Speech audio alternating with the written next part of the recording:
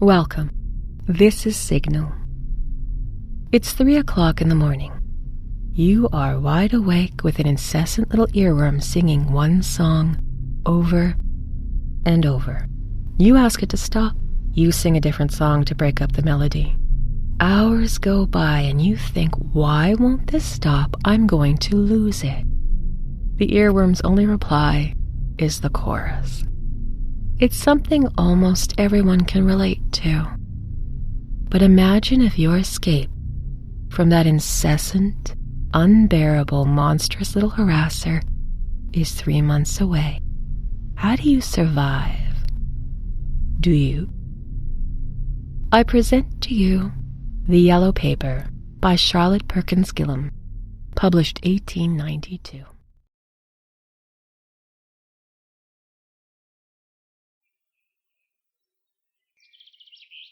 It is very seldom that mere ordinary people like John and myself secure ancestral halls for the summer. A colonial mansion, a hereditary estate, I would say a haunted house and reach for the height of romantic felicity, but that would be asking too much of fate. Still, I will proudly declare there is something queer about it. Else why should it have been let so cheaply? And why have stood so long unattended? John laughs at me, of course, but one expects that in marriage. John is practical in the extreme. He has no patience with faith, an intense horror of superstition, and he scoffs openly at any talk of things not felt and seen and put down in figures. John is a physician, and perhaps, I would not say to a living soul, of course, but this is dead paper and a great relief to my mind. Perhaps that is one reason I do not get well faster. You see, he does not believe I am sick, and what can one do?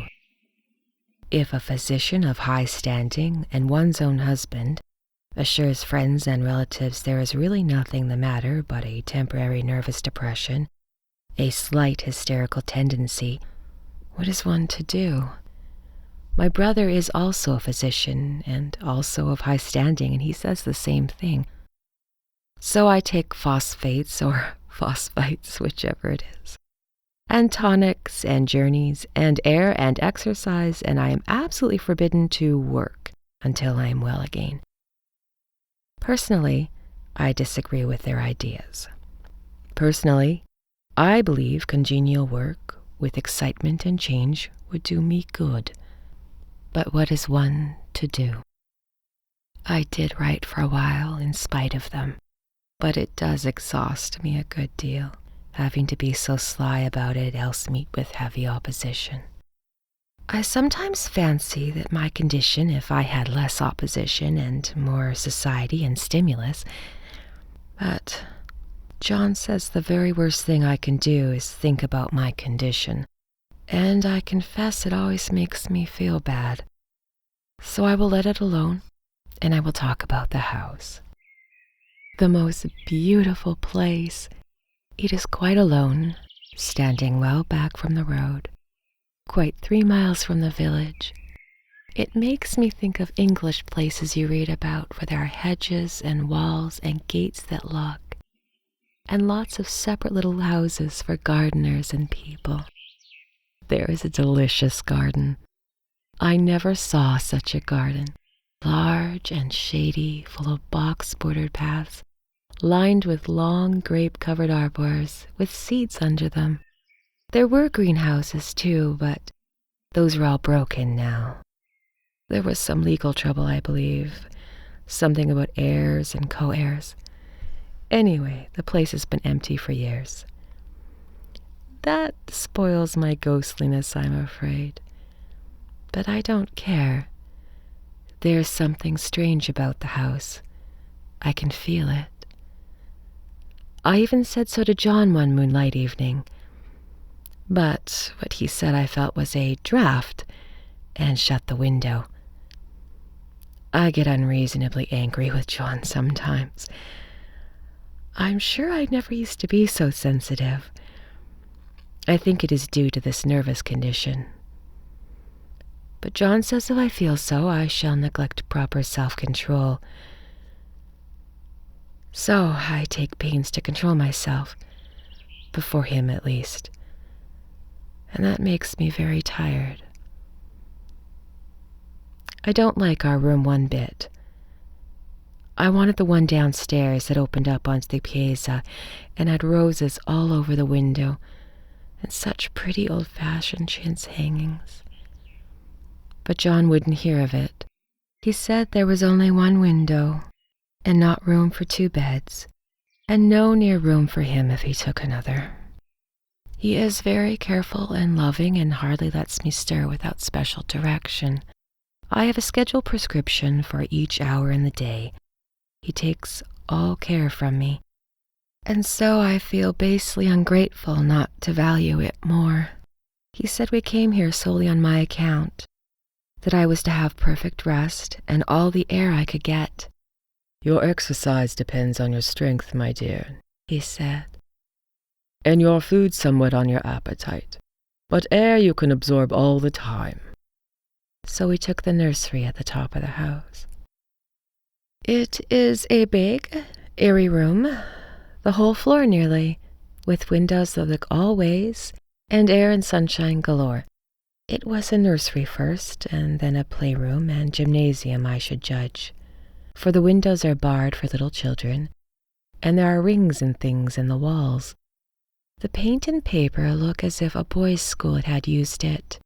It is stripped off, the paper, in great patches all around the head of my bed, about as far as I can reach, and in a great place on the other side of the room low down.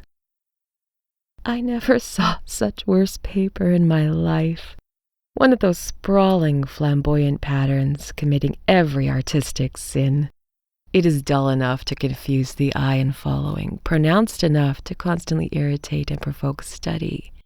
And when you follow the lame, uncertain curves for a little distance, they suddenly commit suicide, plunging off in outrageous directions, destroying themselves in unheard-of contradictions.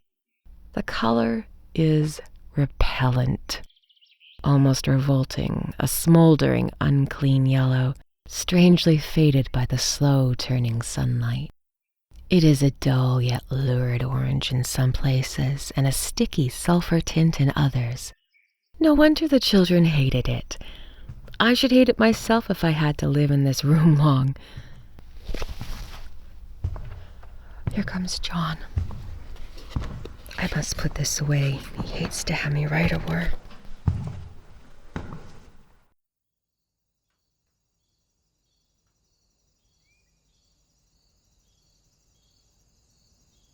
We have been here 2 weeks. I haven't felt like writing before since that first day. I am sitting by the window now in this atrocious nursery, and there is nothing to hinder my writing as much as I please, save lack of strength. John is away all day, and even some nights when his cases are serious. I'm glad my case is not serious, but these nervous troubles are dreadfully depressing. John does not know how much I really suffer. He knows there is no reason to suffer, and that satisfies him. Of course, it is only nervousness. It does weigh on me not to do my duty in any way. I meant to be such a help to John, such a real rest and comfort, and here I am, a comparative burden already. Nobody would believe what an effort it is to do what little I am able, to dress, to entertain, and other things. It is fortunate Mary is so good with the baby, such a dear baby. And yet I cannot be with him. It makes me so nervous. I suppose John has never been nervous in his life. He laughs at me so about this wallpaper. At first he meant to repaper the room, but afterwards he said I was letting it get the better of me, and that there was nothing worse for a nervous patient than to give way to such fancies. He said that after the wallpaper was changed, it would be the heavy bedstead and the barred windows, and then the gate at the head of the stairs, and so on. "You know the place is doing you good," he said. "And really, dear, I don't care to renovate the house for just 3 months' rental." "Then do let us go downstairs," I said. "There are such pretty rooms there." Then he took me in his arms, and he called me his blessed little goose, and said he would go down to the cellar if I wished, and have it whitewashed in the bargain. He was right enough about the beds and the windows and things.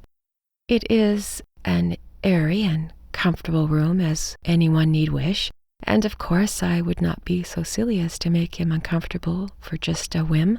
I'm really getting quite fond of the big room. All but that horrid paper. Out of one window, I can see the garden, those mysterious, deep-shaded arbors, the riotous old-fashioned flowers, and bushes and gnarly trees. Out of another, I get a lovely view of the bay, a private little wharf belonging to the estate. There is a beautiful shaded lane that runs down there from the house, and I always fancy I see people walking these numerous paths and arbors. But John has cautioned me not to give way to fancy in the least. He says that with my imaginative power and habit of story-making, a nervous weakness like mine is sure to lead to all manner of excited fancies, and that I ought to use my will and good sense to check the tendency. So I try. I think sometimes that if I only were well enough to write a little, it would relieve the press of ideas and rest me. But I find I get pretty tired when I try.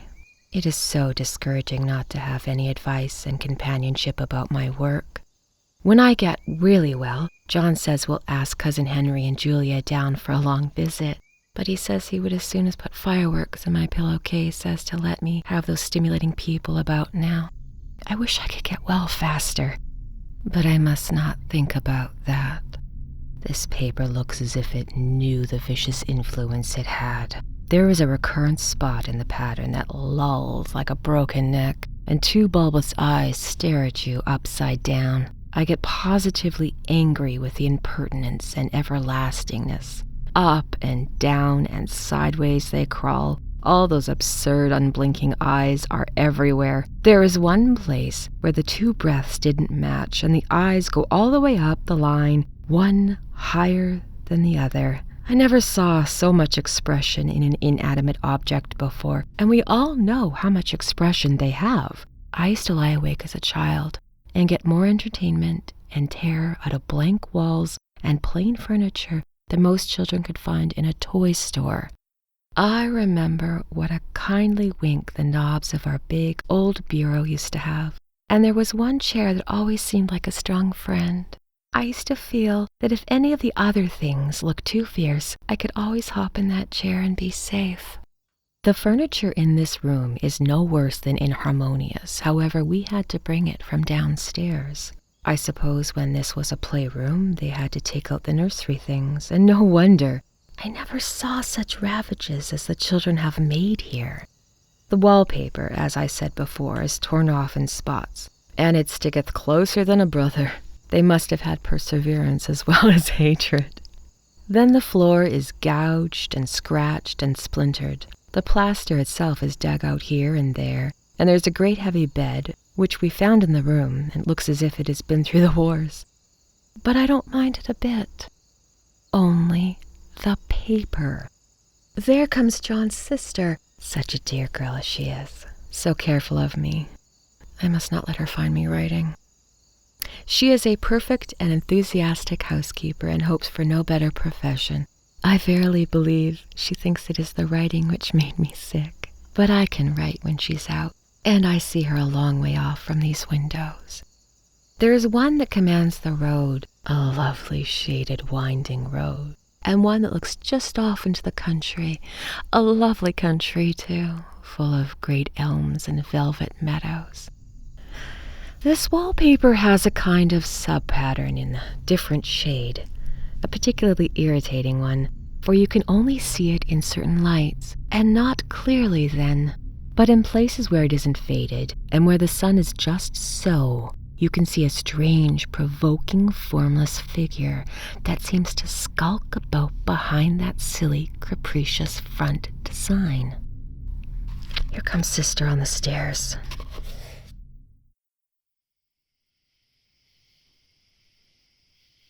Well, the 4th of July is over, the people are gone, and I am tired out.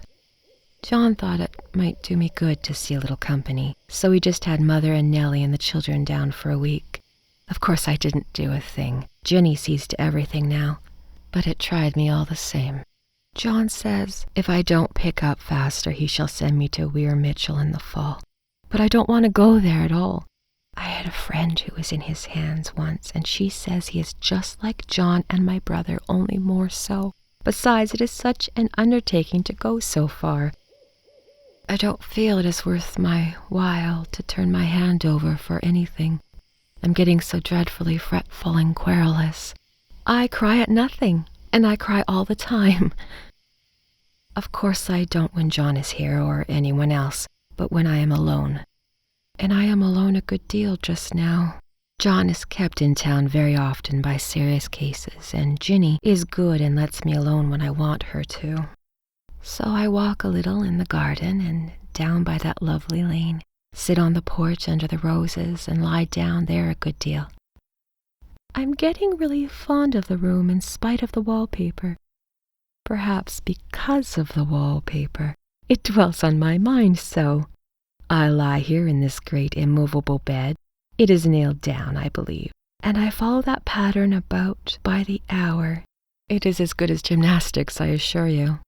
I start, we'll say, at the bottom, down in the corner over there where it has not been touched, and I determine for the 1000th time that I will follow that pointless pattern to some sort of a conclusion. I know a little of the principle of design, and I know this thing was not arranged by any laws of radiation or alternation or repetition or symmetry or anything else I have ever heard of. It is repeated, of course, by the breaths, but not otherwise. Looked at in one way, each breath stands alone, the bloated curves and flourishes, a kind of debased Romanesque with delirium tremens, go waddling up and down in isolated columns of futility. But on the other hand, they connect diagonally. The sprawling outlines run off in great slanted waves of optic horror, like a lot of wallowing seaweeds in full chase. The whole thing goes horizontally, too. At least it seems to. I exhaust myself trying to distinguish the order of its going in that direction. They have used a horizontal breath for a frieze, and that adds wonderfully to the confusion. There is one end of the room where it is almost intact, and there, when the cross lights fade and the low sun shines directly upon it, I can almost fancy radiation after all. The interminable grotesques seem to form around a common center and rush off in headlong plunges of equal distraction. It makes me feel tired to follow it. I'll take a nap, I guess. I don't know why I should write this. I don't want to. I don't feel able. And I know John would think it absurd. But I must say what I feel and think in some way. It is such a relief. Half the time now I am awfully lazy and lie down ever so much.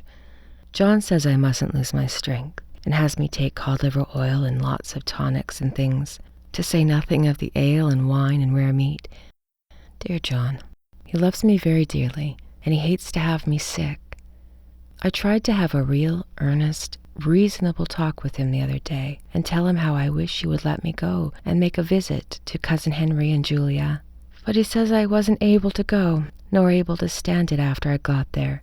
And I did not make a very good case for myself, for I was crying before I had finished.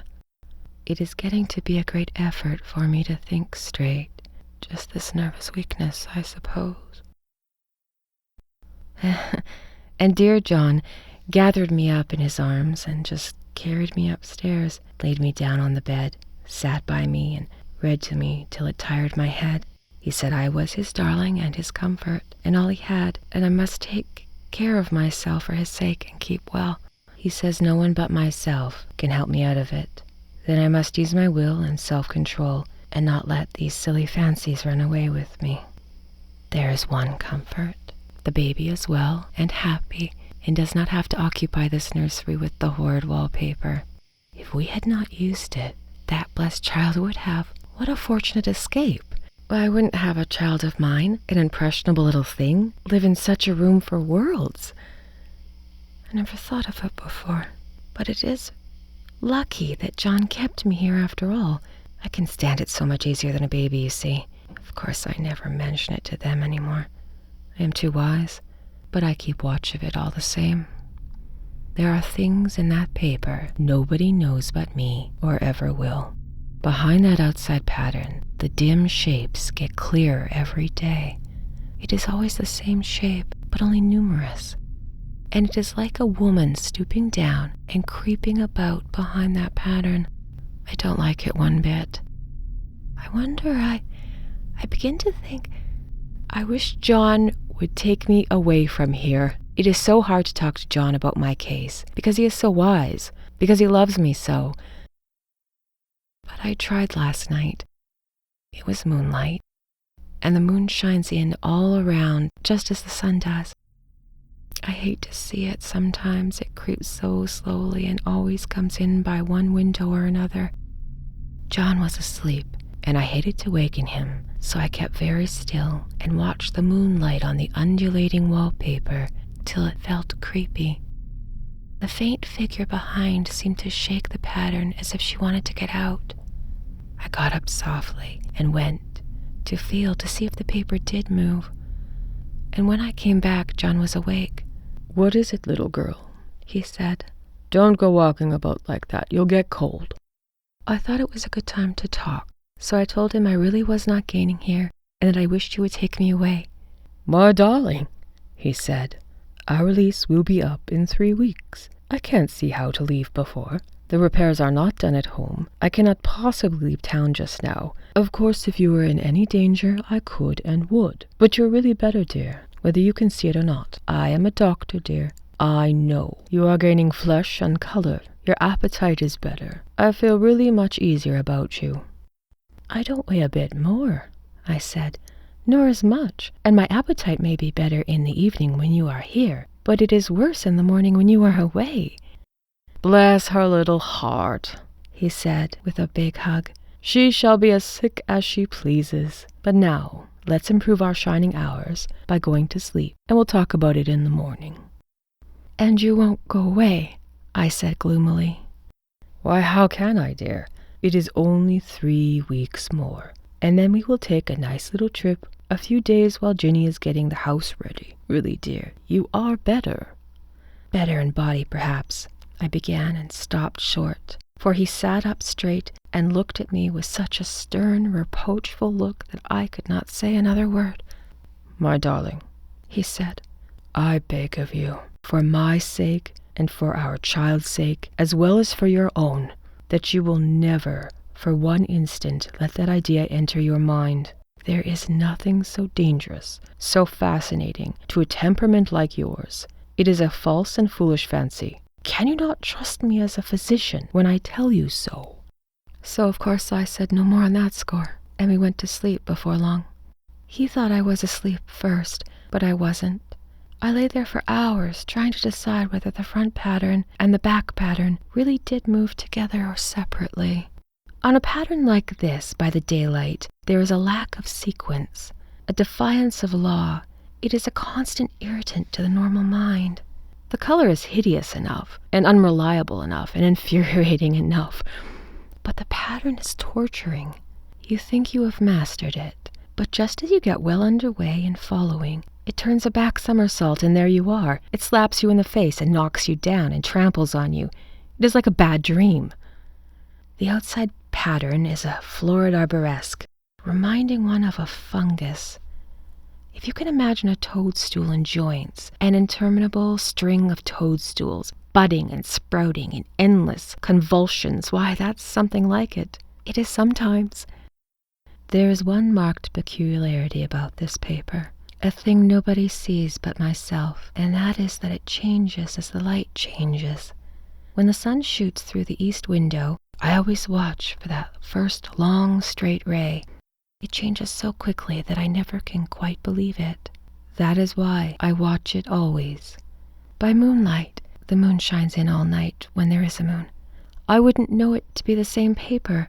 At night, in any kind of light, in twilight, candlelight, lamplight, worst of all moonlight, it becomes bars, the outside pattern I mean, and the woman behind is as plain as can be. I didn't realize for a long time what that thing was that showed behind, that dim sub-pattern, but now I'm quite sure it is a woman. By daylight, she is subdued and quiet.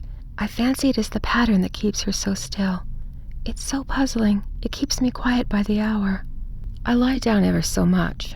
John says it is good for me and to sleep all I can. Indeed, he started the habit by making me lie down for an hour after each meal. It is a very bad habit, I am convinced, for you see I don't sleep, and it cultivates deceit. For I don't tell them I am awake. Oh, no. The fact is, I'm getting a little afraid of John. He seems very queer sometimes, and even Ginny has an inexplicable look. It strikes me occasionally, just as a scientific hypothesis. Perhaps it is the paper. I have watched John, when he did not know I was looking, and come into the room suddenly on the most innocent excuses, and I have caught him several times looking at the paper. And Ginny, too. I caught Ginny with her hand on it once.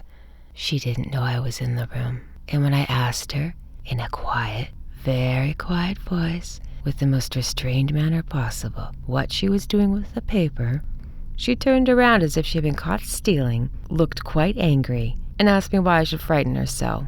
Then she said the paper was staining everything it touched, and that she had found yellow smooches on my clothes and John's, and she wished we would be more careful. Did that not sound innocent? But I know she was studying the pattern, and I am determined that no one shall find it out but myself. Life is very much more interesting now than it used to be. You see, I have something more to expect, to look forward to watch. I really do eat better, and I'm more quiet than I was. John is so pleased to see me improve. He laughed a little the other day and said I seemed to be flourishing in spite of my wallpaper. I turned it off with a laugh. I had no intention of telling him it was because of the wallpaper. He would make fun of me. He might even want to take me away. I don't want to leave now until I found it out. There is a week more, and I think it will be enough. I'm feeling ever so much better. I don't sleep much at night, for it is so interesting to watch developments. But I sleep a good deal in the daytime. The daytime is tiresome and perplexing. There are always new shoots of fungus and new shades of yellow all over it. I cannot keep count of them, though I have tried conscientiously. It is the strangest yellow, that paper. It makes me think of all the yellow things I ever saw, not beautiful ones like buttercups, but foul, bad yellow things. There is something else about that paper, the smell. I noticed it the moment we came into the room, but with so much air and sun, it was not bad. Now we have a week of fog and rain, and whether the windows are open or not, the smell is here. It creeps all over the house. I find it hovering in the dining room, skulking in the parlor, hiding in the hall, laying in wait for me on the stairs. It gets into my hair. Even when I go to ride, if I turn my head suddenly, and surprise, there is that smell. Such a peculiar odor, too. I've spent hours trying to analyze it, to find what it smelt like. It is not bad at first, and very gentle, but quite the subtlest, most enduring odor I ever met. In this damp weather, it is awful. I wake up in the night and find it hanging over me. It used to disturb me at first. I thought seriously of burning the house to reach the smell, but now I am used to it. The only thing I can think of that it is like is the color of the paper, a yellow smell. There's a funny mark on this wall, low down near the mopboard, a streak that runs around the room. It goes behind every piece of furniture, except the bed. A long, straight, even smoosh, as if it had been rubbed over and over. I wonder how it was done and who did it, and what they did it for.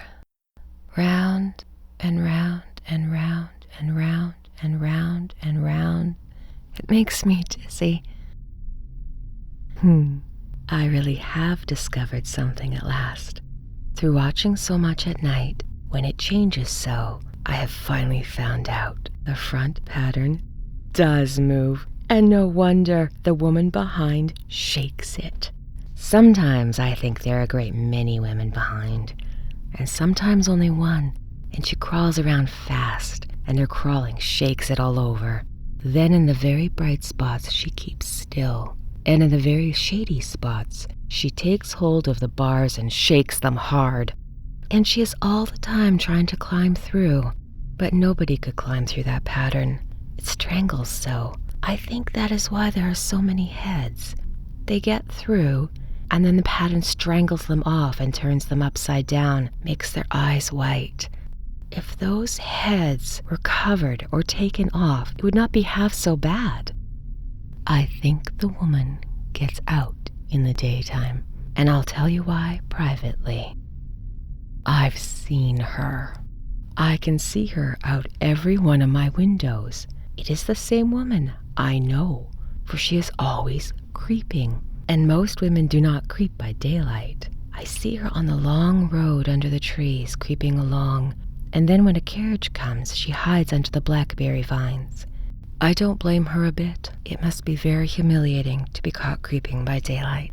I always lock the door when I creep by daylight. I can't do it at night. John would suspect something at once.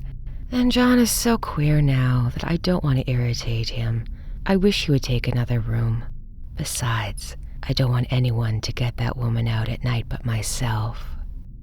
I often wonder if I could see her out of all of the windows at once. But turn as fast as I can only see out of one at a time. And though I always see her, she may creep faster than I can turn. I have watched her sometimes, way off in the open country, creeping as fast as a cloud shadow in the high wind. If only that top pattern could be gotten off from the under one. I mean to try little by little. I have found out another funny thing, but I shan't tell it this time. It does not do to trust people too much. There are only 2 more days left to get this paper off, and I believe John is beginning to notice. I don't like the look in his eyes. And I heard him ask Ginny a lot of professional questions about me. She had a very good report to give. She said I slept a good deal in the daytime. John knows I don't sleep very well at night, for all I'm so quiet. He asked me all sorts of questions, too, and pretended to be very loving and kind, as if I couldn't see through him. Still, I don't wonder John acts so, sleeping under this paper for 3 months. It only interests me, but I feel sure John and Ginny are secretly affected by it. Hurrah! This is the last day, but it is enough. John is to stay in town overnight and won't be out till this evening. Ginny wanted to sleep with me. The sly thing! But I told her I should undoubtedly rest better for a night all alone. That was clever, for really I wasn't alone a bit. As soon as it was moonlight, and that poor thing began to crawl and shake the pattern, I got up and ran to help her. I pulled and she shook, and I shook and she pulled, and before morning we had pulled off yards of that paper, a strip about as high as my head and halfway around the room. And then the sun came, and that awful pattern began to laugh at me.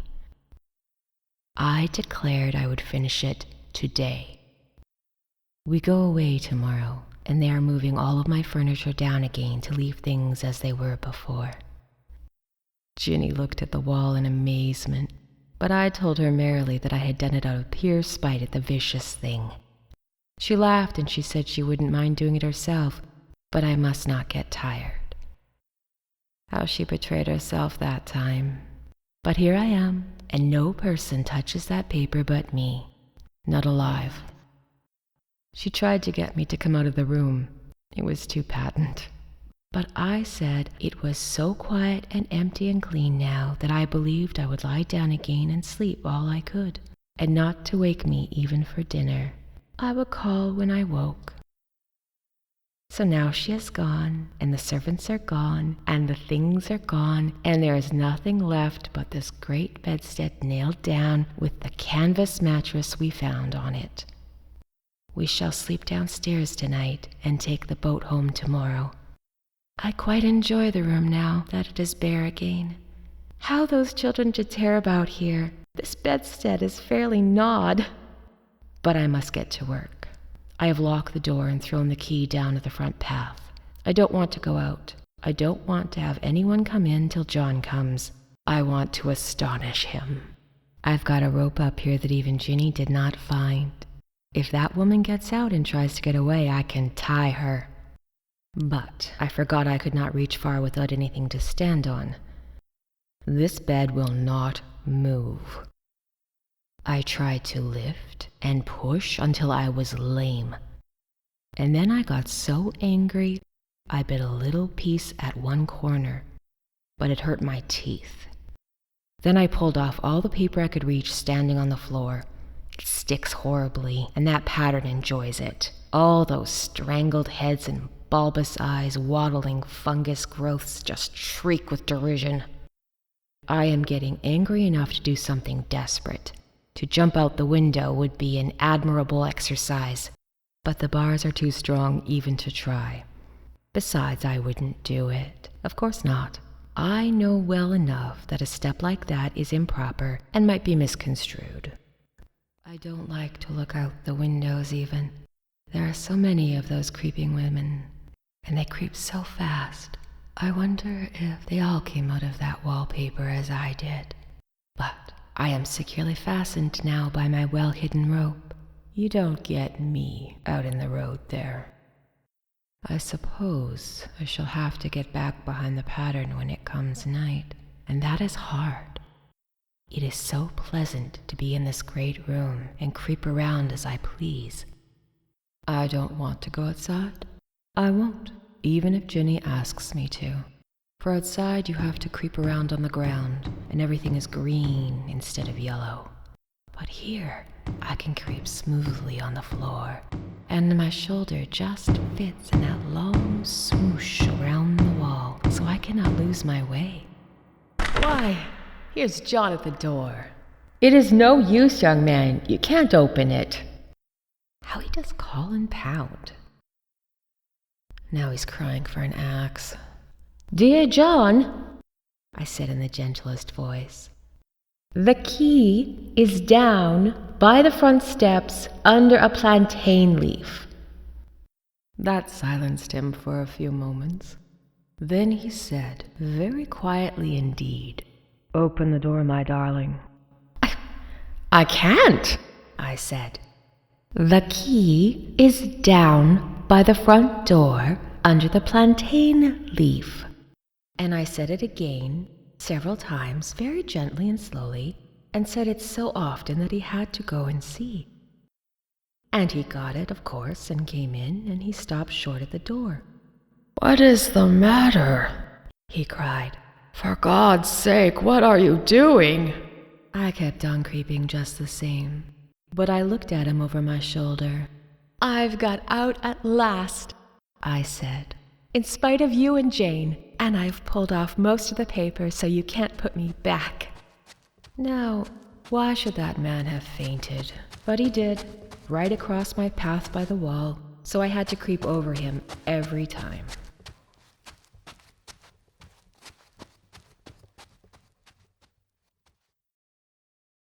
The yellow paper was first published in 1892 in the New England Home Journal. When I was first introduced to this story, I was told it was a ghost story. I remember reading it several times and finding it very strange and confusing. When I decided I wanted to start a YouTube channel and podcast reading weird fiction and ghost stories, or science fiction too, hopefully, I decided to revisit the yellow paper so I could understand it better. What I discovered is that this is not a ghost story. This is Charlotte Perkins Gilman's personal experience with postpartum psychosis, and is also a comment on the attitudes of medicine and society towards illness and women of the time. But I think, to my mind, it is still a ghost story because it is the story of a mind that is haunting itself. This is Signal is a podcast, a YouTube channel, and can be found on Twitter or at thisissignal.ca. Thank you so much for joining me. I hope you will listen again.